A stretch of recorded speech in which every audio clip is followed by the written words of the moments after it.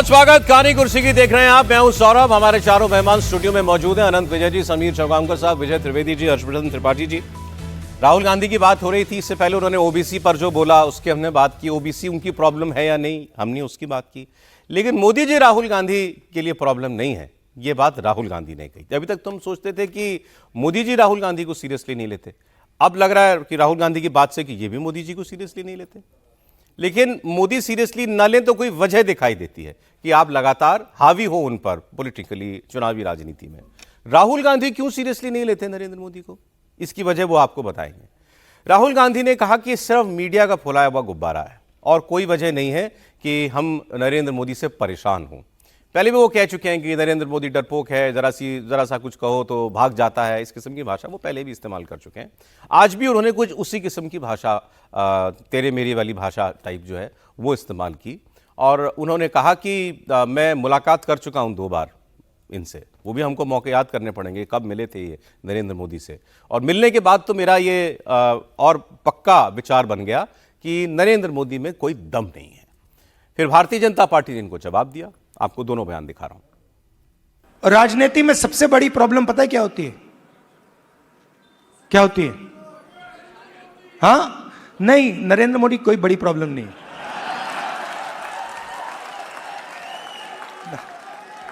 वो नहीं, मैं आपको बता रहा हूं, ये आपने अपने सिर पे चढ़ा रखा है, कोई प्रॉब्लम नहीं। ये जो मीडिया वाले हैं इन्होंने बना रखा है, इसका गुब्बारा बनाया, कोई प्रॉब्लम नहीं।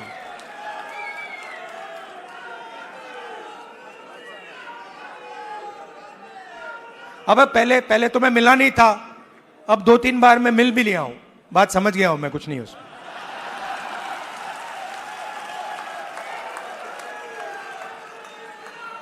शो पूरा शो है, दम नहीं है, बता रहा हूं। आप लोग मिले नहीं हो, मैं मिला हूं, बैठा हूं कम। उन्होंने कहा है कि मोदी सरकार ओबीसी के लिए कुछ नहीं किया।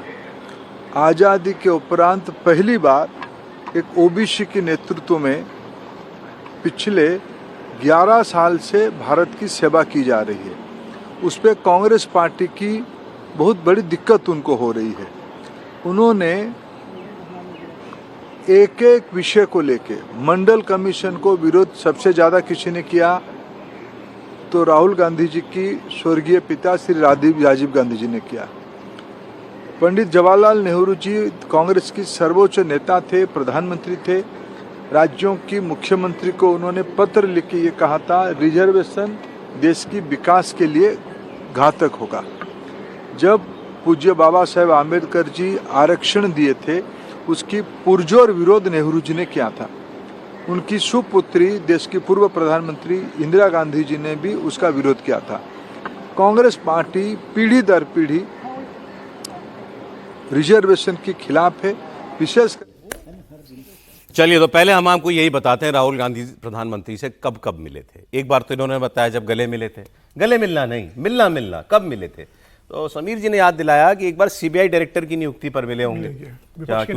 हाँ, इलेक्शन कमीशन हाँ, तो इनसे पहले जो एलओपी थे वो तो उसमें भी नहीं जाते थे। अधीर रंजन चौधरी जो थे वो उसमें भी नहीं जाते थे, लेकिन ये गए थे।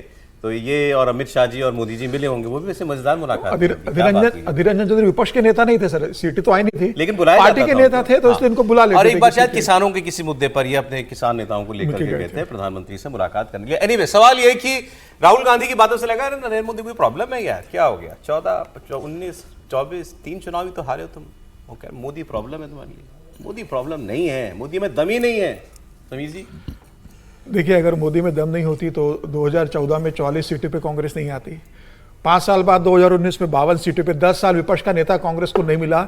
ऐसा प्रदर्शन कांग्रेस का प्रधानमंत्री मोदी के 2014 और 2019 के समय प्रदर्शन रहा। 2024 में 99 पे कांग्रेस पहुंच गई। पूरे हिंदुस्तान में जो कांग्रेस राज करती थी वो सिर्फ 3 राज्यों में सिमट कर रह गई है, हिमाचल प्रदेश में, कर्नाटका में और तेलंगाना के अंदर। तो कांग्रेस की जो स्थिति पूरे देश के अंदर हो गई, जो कांग्रेस एक बार 45 से 48% का वोट बैंक था, वो लोकसभा में 18 से 19% का वोट बैंक पर कांग्रेस आके सिमट गई है। अगर देश में कांग्रेस को अगर इतने बुरी तरीके से अगर चुनावी राजनीति में किसी व्यक्ति ने हराया है तो प्रधानमंत्री नरेंद्र मोदी है। और राहुल गांधी उसके बाद भी ये कहते हैं, और वही प्रधानमंत्री मोदी है कि जब स्मृति ईरानी से कहते हैं अमेठी से चुनाव लड़ो, तो राहुल गांधी अमेठी से स्मृति ईरानी से चुनाव हार जाते हैं, तब भी वो प्रधानमंत्री नरेंद्र मोदी को सीरियस नहीं लेते। तो राहुल गांधी को अपनी राजनीति देखना चाहिए कि भाई जो व्यक्ति 2001 से लेकर गुजरात में मुख्यमंत्री के रूप में जैसे झंडे गाड़े 2014 तक, कांग्रेस को पैर रखने नहीं दिया कहीं पर, 2014 से लेकर लगातार केंद्र की राजनीति में है, उस व्यक्ति को अगर राहुल गांधी गंभीरता से नहीं लेंगे तो कांग्रेस का तो भगवान ही मालिक है। राहुल गांधी तो अपनी पार्टी को गंभीरता से नहीं लेते, राहुल अपने राष्ट्रीय अध्यक्ष को गंभीरता से नहीं लेते, राहुल तो अपने मुख्यमंत्री को गंभीरता से नहीं लेते, उनको मिलने आते हैं तो मिलने समय नहीं देते। वैसे सीरियसली सर, इस बात सवाल को सीरियसली अगर सोचें, जो राहुल गांधी कह रहे हैं, भाई अगर केवल अपने ऑडियंस के लिए, ताली के लिए कह रहे हैं तो अलग बात है, फिर वो तो हाथी के दांत खाने की और दिखाने की, और फिर तो कोई बात ही नहीं रहेगी। लेकिन अगर राहुल गांधी कन्विंस्ड थे इस बात से जो उन्होंने कही, तो फिर तो कुछ बात है। और राहुल गांधी को फिर ऐसा क्यों लगता है? इसका मतलब फिर उन्होंने ये जो 50 से 99 की यात्रा तय की है, उनको लगता है मैंने बहुत बड़ा तीर मारा है और मैंने मोदी को हरा दिया। सर, क्या हम राहुल जी से ये अपेक्षा कर रहे थे कि वो अपने कार्यकर्ताओं के सामने कहेंगे हाँ हाँ नरेंद्र मोदी बड़ा थ्रेट है, बड़ा हुआ है, नहीं, उससे डर के रहो? नहीं, फिर कॉन्टेक्स्ट भी दे देता हूं जी। इतनी बात कहने की कोई वजह नहीं थी। सवाल इन्होंने ही पूछा था ऑडियंस से, आप बताइए हमारी सबसे बड़ी प्रॉब्लम क्या है? तो ऑडियंस बोली नरेंद्र मोदी। कांग्रेस के कार्यकर्ताओं ने बोला कि कांग्रेस की प्रॉब्लम है नरेंद्र मोदी, उसका जवाब दे रहे थे। सर, कांग्रेस के कार्यकर्ता सच बोल नहीं सकते थे कि सबसे बड़ी प्रॉब्लम कांग्रेस की क्या है? तो मुझे उन्होंने नरेंद्र मोदी का नाम ले लिया। आप सब लोग समझ ही गए होंगे मैं किस ओर इशारा कर रहा हूं, क्यों मुझसे बुलवाना चाहते हैं। तो राहुल गांधी भली भांति नरेंद्र मोदी के ताकत से भी, उनकी कमजोरियों से भी, उनकी रणनीतियों से भी परिचित हैं। वो मैच नहीं कर पा रहे हैं उनको, ये अलग बात है। समीर जी ने बहुत आंकड़ों के साथ इसका उदाहरण दिया, न सिर्फ चुनावी रणनीति में बल्कि सामाजिक स्वीकृति, और जिस पर आप शायद आगे बात करेंगे, जैसा आपने ओपनिंग में कहा था कि उनकी जो रेटिंग है उसमें भी अगर देखें तो नरेंद्र मोदी के कहीं दूर दूर तक आसपास भी राहुल जी नहीं दिखते हैं। और बार बार मीडिया को हर चीज के लिए दोषी ठहरा देना, ये राहुल गांधी की नहीं, तमाम विपक्षी दलों की आदत हो गई है। अब तेजस्वी भी मीडिया पर आक्रामक हो गए। भैया, आप जिस अनुपात में रहोगे, मैं तो सिर्फ यही कहता हूं, जिस अनुपात, ये देश आनुपातिक प्रतिनिधित्व के आधार पर चलता है, ये संवैधानिक है। मीडिया कोई मंगल ग्रह से आई हुई चीज नहीं है, वो भी आनुपातिक प्रतिनिधित्व के आधार पर ही आपको दिखाता है। आप कल सत्ता में आ जाओगे, राहुल जी की चर्चा होगी, फिर 40-40 मिनट से राहुल गांधी की चर्चा राहुल गांधी की चर्चा कर रहे हैं। भाई, नरेंद्र मोदी तो रेफरेंस के तौर पर आ रहे हैं। अब आप कहानी कुर्सी में अगर पहला 2 सेगमेंट, मतलब 1 घंटे अगर राहुल जी को मिल रहा है और बावजूद इनके उनको लगता है कि नरेंद्र मोदी में ही हवा भरा जा रहा है, गुब्बारा फुलाया जा रहा है, मतलब एक जिम्मेदार विपक्ष के नेता के तौर पर उनके शब्दों का चयन भी मतलब इस तरह से नहीं होता कि वो जनता को कम्युनिकेट कर सके। अब ये बार बार हो रहा है, लेकिन ये बार बार हो रहा है। लिए जब बात करते हैं ये दरअसल अंग्रेजी में फ्रस्ट्रेशन और हिंदी में इसको कुंठा कहते हैं। अब जो जहां तक रहेगी नरेंद्र मोदी की बात, मैं आपको वो डेटा दे ही देता हूं जिसका सर अभी इशारा कर रहे थे। मॉर्निंग कंसल्ट एक एजेंसी है, ये ग्लोबल लीडर्स की अप्रूवल रेटिंग जारी करती है। अप्रूवल रेटिंग मतलब देश में कितने लोग आपके नेता से खुश हैं, उनकी नीतियों का समर्थन करते हैं। तो इसमें टॉप 10 में सबसे नीचे हैं डोनाल्ड ट्रंप, जिनको 44% लोगों ने कहा कि हम खुश हैं उनके कामकाज से। अच्छा, इनके बाद ऑस्ट्रेलिया के एंथनी एल्बनीज हैं, इनको 54% अप्रूवल रेटिंग मिली है। माइक कार्नी कनाडा के हैं, इनको 56% अप्रूवल रेटिंग मिली है। जेवियर मिली, ये अर्जेंटीना के होंगे मेरे ख्याल में, जी, इनको 57% लोग पसंद करते हैं अपने ही देश के। और ली जे म्यूंग, ये मुझे लगता है साउथ कोरिया के हैं, इनको 59% लोगों की अप्रूवल रेटिंग मिली है। और इस लिस्ट में नरेंद्र मोदी अभी भी नंबर 1 है, 75% अप्रूवल रेटिंग के साथ। और मुझे ह्यूज गैप है, और मेरे ख्याल से ये मैंने तो कई इनके डेटा देखे हैं, तो मुझे लगातार ही मेरे ख्याल से ये टॉप पर बने हुए हैं। कोई आदमी 11 साल सत्ता के बाद 75% अप्रूवल रेटिंग लेकर के आ रहा है, तो अब उसको कांग्रेस पार्टी किस सेंस में ले? आप अगर नहीं मानना चाहते कि वो आदमी देश में अभी भी लोकप्रिय है तो अलग बात है, फिर आप तो उसमें भी मीडिया को दोष दे देंगे कि मीडिया केवल अच्छी बातें उनके बारे में बताती है, अच्छी बातें आपके बारे में भी बताई जाती हैं जब कोई अच्छी बातें बताने की होती हैं। लेकिन ये तो डेटा है, और अब आप डेटा पे सवाल भी खड़े कर ले तो फिर वो अलग बात है, फिर कुछ नहीं कहा जा सकता। सर विजय जी, मैं समझता हूँ जो परेशानी कहाँ है, परेशानी यह है कि जो बात कांग्रेस समझ रही है वो राहुल गांधी नहीं समझ रहे। जो कार्यकर्ता बोला, जो कार्यकर्ता बोला ना, कार्यकर्ता क्या बोला, आनंद जी ने थोड़ा सा तंज में बोला, लेकिन कार्यकर्ता सही बोला ना कि प्रॉब्लम नरेंद्र मोदी है कांग्रेस के लिए। और ये बात ही तो राहुल गांधी को समझनी है। जब आप अपने विरोधी को, दुश्मन को, जो भी कह ले शब्द को, उसकी ताकत को नहीं समझेंगे तो उससे लड़ाई कैसे लड़ेगी? यदि आप उनको नॉन सीरियस समझ रहे हैं, हो सकता है यदि वो ऑडियंस के लिए ऐसा कह रहे हो तो अलग बात है, उनके मन में क्या चल रहा है अलग बात है, लेकिन कांग्रेस इस बात को समझ रही है कि उनके लिए सबसे बड़ा जो पॉइंट है, बैरियर जो है, वो नरेंद्र मोदी हैं। और मुझे लगता है राहुल गांधी जी को, भले ही वहाँ ऑडियंस में उन्होंने जो बोला हो ठीक है, मन में समझ लेना चाहिए कि उनके लिए सबसे बड़ी प्रॉब्लम नरेंद्र मोदी है। और वो जब तक खड़े हुए उस बैरियर को कैसे तोड़ना है, उस ये प्रॉब्लम हमारे लिए खड़ी कर देंगे। अब हम मन कैसे पढ़ेंगे? नहीं, मन वो पढ़े, मुझे पढ़ने, आपको पढ़ने की जरूरत नहीं है, उनको मन नहीं पढ़ेंगे तो फिर वो कहेंगे सच नहीं दिखाता मीडिया। नहीं, मैं एक चीज, अच्छा मीडिया का उदाहरण आपने अच्छा दिया, और जैसे आनंद जी ने भी जिक्र किया कि भाई इलेक्टोरल डेमोक्रेसी में नंबर गेम सबसे बड़ा है। मुझे याद आता है कि जब ये यूपीए सरकार थी तो एक बड़ी प्रतिष्ठित मैगजीन का कवर था, the most eligible bachelor, Rahul Gandhi. एक बार नहीं, कितनी बार, लेकिन मतलब वो बहुत 2014 से पहले की बात बता रहा हूँ इसलिए। तो जो सत्ता में होता है, सरकार में है, सत्ता के उसी के आधार पर eligible bachelor, Prince in waiting और बहुत सारे अलग अलग। सर, एक चैनल के प्रधान संपादक थे जो इन दिनों इंटरटेनमेंट इंडस्ट्री में चले गए हैं, एक किताब राहुल गांधी पे लिखी है जतिन गांधी ने, उस किताब में इसका पूरा उल्लेख है। उन्होंने कहा, man, he is not a leader, he is a beat, cover him like that. ये वो गुब्बारा फुलाना नहीं था कि राहुल गांधी सिर्फ व्यक्ति नहीं, एक बीट हैं, और उनको उस बीट की तरह कवर किया जाए। प्रधानमंत्री होगा, मतलब जैसे कोई विदेश मंत्रालय का, हाँ, कोई एक पूरा प्रधानमंत्री, लेकिन कोई प्रधानमंत्री होगा तो उसको मीडिया नहीं देखे, इग्नोर कर सकते थे आप जब वो वेटिंग, क्या नाम है, रेटिंग बता रहे हैं उसकी जी, तो उसमें वो 75% हिंदुस्तान। सर, प्रॉब्लम यह है कि ये तो उन्होंने खुद बताया कि वो 21 साल से राजनीति में है, 2004 में पहली बार सांसद बने थे, लेकिन ये तो बातें उनके बारे में उससे बहुत पहले से कही जा रही है, उनके सांसद बनने से भी पहले से कही जा रही है। त्रिपाठी जी, नहीं, देखिए, एक तो ये कि ये बहस हम लोग जिस बात पर कर रहे हैं वो बात पता नहीं कांग्रेस को भी लगता होगा कि बहस लायक ही नहीं। आज कांग्रेस कार्यकर्ता देख रहे होंगे तो सोच रहे होंगे इतने बड़े बड़े मुद्दे हैं, राहुल जी एक बात ऐसी बोल देते हैं कि मीडिया उसी में फंसा रह जाता है। अब ये कांग्रेस के हित की कोई बात है जो हम लोग कर रहे हैं? नहीं भाई, नरेंद्र मोदी इस देश की ऐसी शख्सियत है, आप दिन गिनिए, नंबर गिनिए। ये कांग्रेस और भाजपा के आईटी सेल का काम है, वो कहें कि इंटरवल के बिना लगातार सबसे ज्यादा हो गए, वो कहें कि अरे नहीं, अभी तो इंटरवल के बाद फिर बन गए थे, फिर कहें नेहरू जी। लेकिन ये नेहरू, इंदिरा, राजीव, ये सब भूत हैं, वर्तमान कौन है? काल भी लगा दीजिए, फिर भूतकाल भूतकाल, वही मतलब घोस्ट टाइप लगा। नहीं, सीरियस नोट में तो हम लोग चूंकि भूत भविष्य वर्तमान ही पढ़ते थे, काल भी नहीं लगाते थे अपनी पढ़ाई में, तो उस तरह से मैंने कहा काल ही तो महत्वपूर्ण है।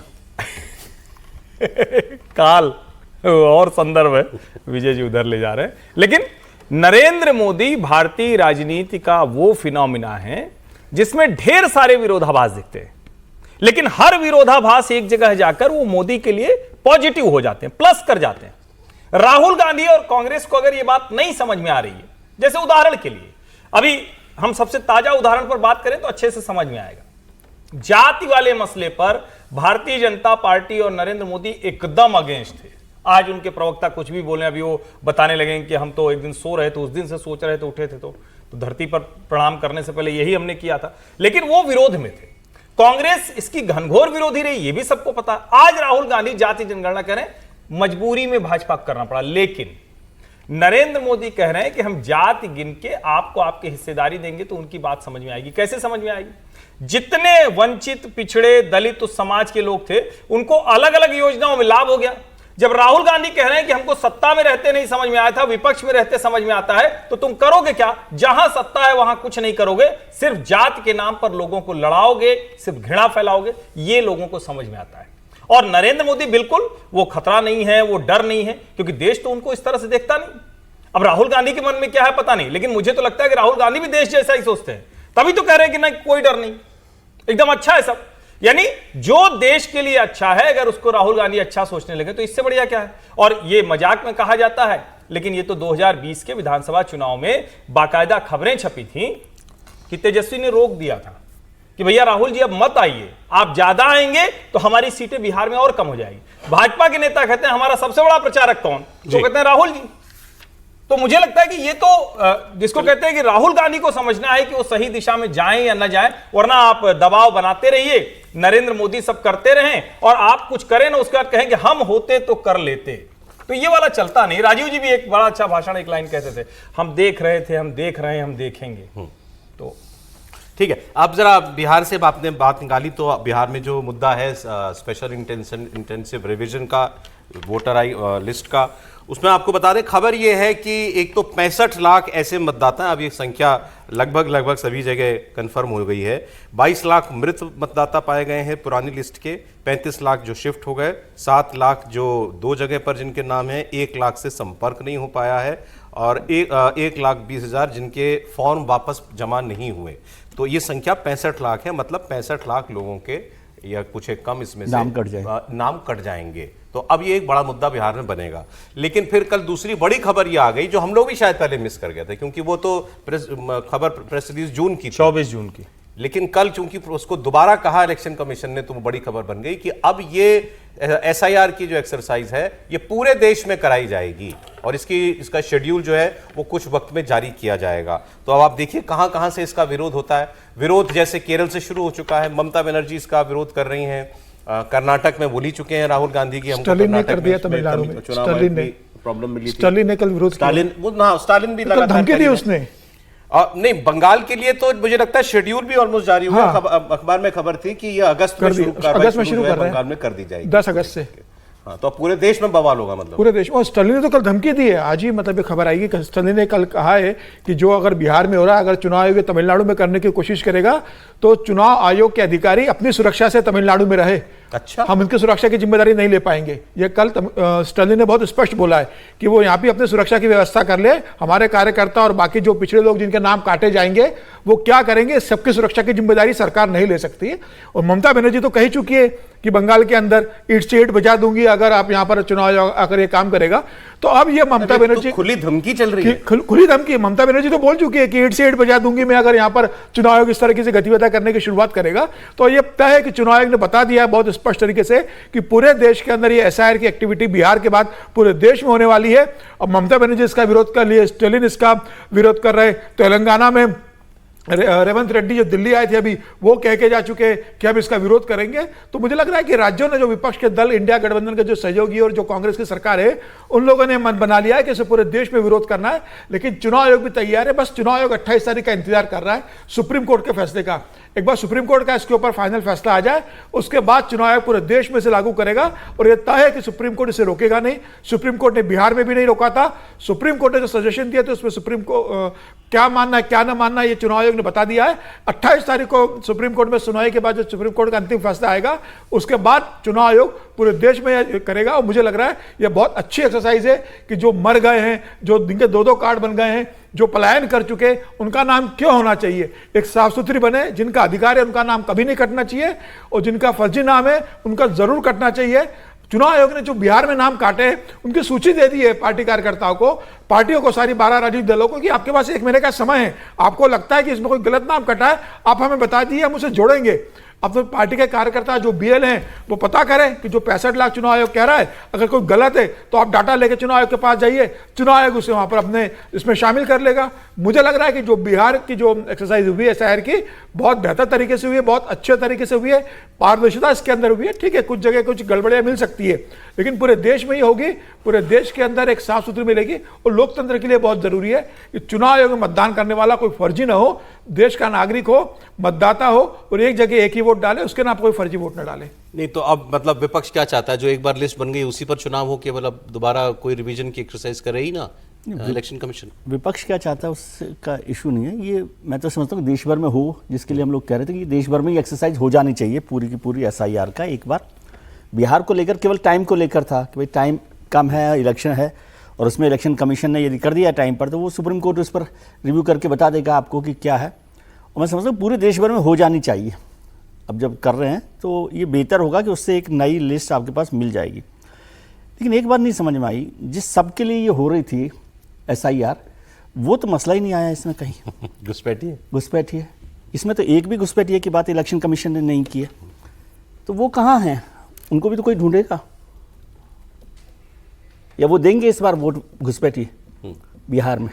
हो सकता है 65 लाख के ऊपर बहुत सारे नाम कटे। नहीं, उन्होंने 65 क्योंकि लाख अभी नाम काटे हैं ना। फाइनल रोल तो 1 महीने के बाद इलेक्शन आ रहा है ना। कमीशन ने जो वो दिया है नाम, उसमें तो कहीं नहीं लिखा कि भाई ये 1 लाख घुसपैठिए थे जिनकी पहचान हमने की है, हाँ। या 1 था, 1000 था, 10 लाख था, जो भी था। तो वो इशू तो वो सबसे बड़ा था ना SIR करने का, कि भाई पहचाना जाए कि घुसपैठिए कौन है। और उनको हम नहीं दें, क्योंकि नागरिकता का सवाल भी तब आया था। नागरिकता किसकी? जो लोग शिफ्ट हो गए उनका तो नागरिकता का मसला नहीं है ना, जो लोग मर गए उनकी भी नागरिकता का सवाल नहीं है, जो लोग दूसरी जगह पर डबल वोट दे रहे हैं उनकी भी नागरिकता का सवाल नहीं है। सवाल तो ये था SIR का पर्पज कि जो घुसपैठिए हैं जिनकी नागरिकता तय नहीं है। नहीं, ये बात आपकी ठीक है कि वोट उसका वो कॉलम, अभी वो कॉलम ही नहीं है बना है। हाँ, इस जो डेटा चुनाव आयोग ने दिया, अब क्या जो 1 अगस्त को जो ड्राफ्ट अब वो जब देगा तो उसमें आना चाहिए, लेकिन बड़ा इशू तो वो है। उसमें वो बताया जाएगा क्या, या फिर 1 महीने बाद 1 सितंबर को जो फाइनल लिस्ट आएगी वो उसमें जवाब दे दिया बताया चुनाव जाएगा आयोग ने। क्या? सर, चुनाव आयोग ने जवाब दे दिया इसका। क्या? बिहार चुनाव आयोग के जो डंडोड़ी अधिकारी है उन्होंने बोल दिया कि ये सब सूचित जो कहा जा रहा है कि भाई घुसपैठिए कितने क्या थे, अभी तो हमने ये बताया कितने लोग नहीं है। जब फाइनल सूची जारी होगी तब सारा आंकड़ा जारी होने वाला है, और उसकी एक कॉपी हम गृह मंत्रालय को भी भेजेंगे। मतलब टोटल 7.9 करोड़ में से अगर 65 लाख हटा दें जो अभी फिलहाल माने जा रहे हैं, ये मतलब ये नहीं है कि ये सारे एलिजिबल वोटर हैं। बिल्कुल कतई नहीं। हाँ? कतई ये सब एलिजिबल वोटर नहीं, नहीं। वो अब इनके फॉर्म आ गए। इनके फॉर्म। अब 1 महीने में स्क्रूटनी ये होगी कि इनमें से कौन कौन एक्चुअल बिहार का वोटर। देखिए 2000 नहीं, इसमें ऐसा कहा ही नहीं गया ना, आप इसको गलत तरीके से वो कर रहे हैं इंटरप्रेट। उसमें उन्होंने कहा कि ये लोग वो हैं जो वहां पर 2 जगह वोटर हैं, हाँ, ठीक है, इसका नागरिकता का सवाल नहीं है। दूसरे लोग वो हैं जिनको कहा गया कि परमानेंट शिफ्ट कर गए हैं। हाँ। 35 बाकी लोग सर, 2 लाख लोग मैं हैं। सिर्फ ये कह रहा हूँ, इन 65 लाख का तो रीजन बता दिया इलेक्शन कमीशन। हाँ, ठीक उसको भी जरा है, तो समझिए। बाकी लोग अलग होंगे ना। हाँ, वो अलग होंगे। वो ठीक है, मैं ये कह रहा हूँ इसमें नहीं है। इसमें नहीं। छोटी संख्या है, लेकिन करीब 12,000 लोग मिले ही नहीं, गायब है। अब वो कैसे गायब हैं, क्या गायब हैं, ये तो आगे पता चलेगा। दूसरा, ये सपोर्टिंग डॉक्यूमेंट के बाद तय होगा ना कि कौन कहां पर है। अभी ये कह रहा है चुनाव आयोग कि इतने गणना प्रपत्र भर दिए गए जी। अब जो सबसे बड़ा सवाल है, क्या ये चिंता सिर्फ चुनाव आयोग की, विजय जी की या भारतीय जनता पार्टी की होनी चाहिए कि कहां है घुसपैठिए? क्या तेजस्वी जी की, राहुल जी की और फलाना जी की, धमाका जी कतई नहीं होनी चाहिए? विजय जी की इतनी बड़ी चिंता है, उनकी भी होनी चाहिए कि नहीं होनी चाहिए? तो मुझे लगता है कि ये सभी राजनीतिक दलों को एक साथ आकर इसमें मदद करनी चाहिए। देश भर में मतदाता सूची पुनरीक्षण हो, और जो बार बार मैं कहता हूं, आधार से वोटर ID कार्ड लिंक।